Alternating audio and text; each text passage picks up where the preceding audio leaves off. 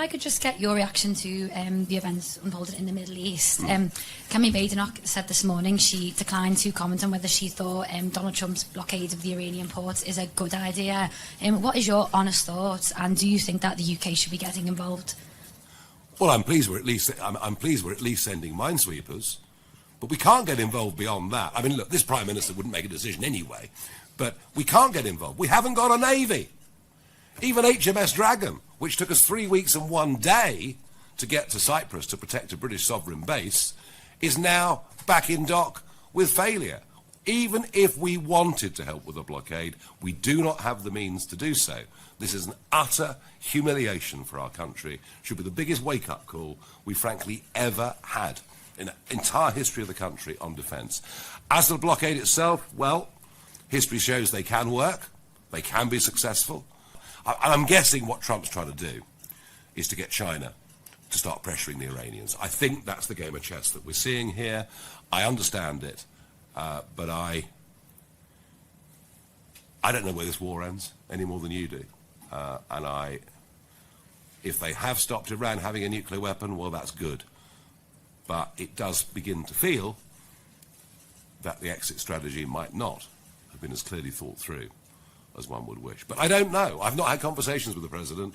The British Prime Minister, I assume, has, although their relations are pretty much at all-time lows. Can I have your thoughts on Donald Trump's tirade against the Pope? Thank you.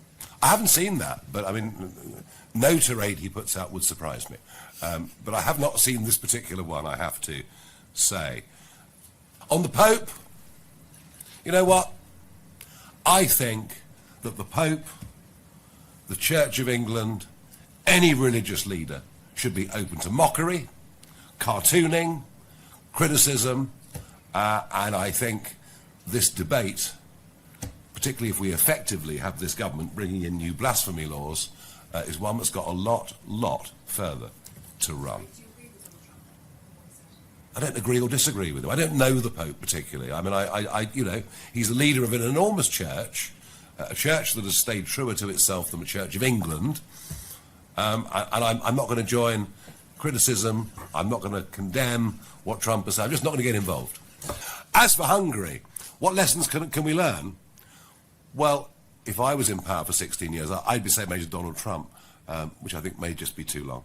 So 16 years is too long for any leader in any democracy. Nobody survives that long, whether it's John Howard on Australia, a Margaret Thatcher, a Tony Blair.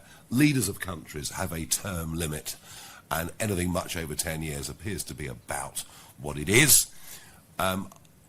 As for his replacement, who of course was a member of Fidesz himself, and you know,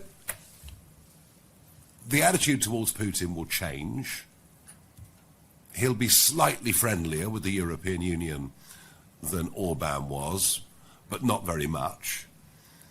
And when it comes to protecting Hungarian culture, I don't think this is some massive lurch away to the liberal left of politics at all that some would like to paint out. It's not that massive a change. It's just that one man had been in the... I mean, he served 5 terms. He'd been there since 2010, but he'd done a term as Prime Minister before. So, you know, I think enough was enough. It was time for a different person. Jelajahi cara baru mendapatkan informasi. Download MetroTV Extend sekarang.